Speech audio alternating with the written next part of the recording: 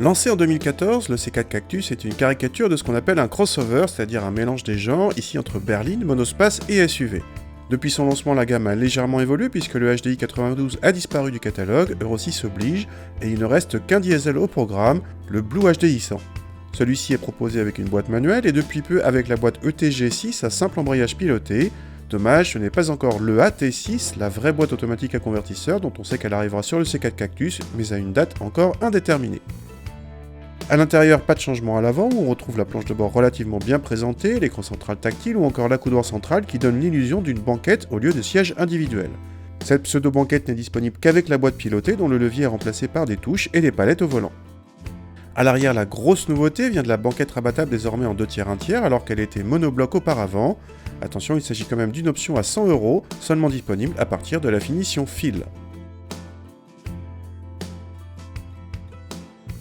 Contact et le Blue HDI restent plutôt discrets, aussi bien en sonorité qu'en vibration. Dans le C4 Cactus relativement léger, ce bloc octroie des relances faciles et les performances sont largement suffisantes pour tous les jours.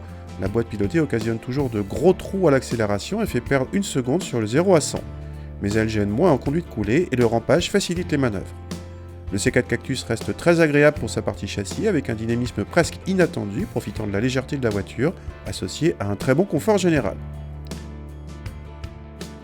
Si nous persistons à ne pas aimer cette boîte pour son côté agrément de conduite sacrifié, il lui faut reconnaître 2 vertus. D'abord, elle n'engendre quasiment pas de surconsommation par rapport à la boîte mécanique avec seulement 2 grammes par kilomètre de CO2 d'écart entre les deux versions.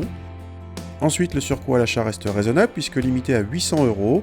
Généralement, les boîtes auto à convertisseur ou double embrayage dépassent les 1000€. Du coup, notre modèle d'essai s'affiche à un peu plus de 21 000€ hors option, un tarif raisonnable vu les bonnes prestations d'ensemble, originalité comprise.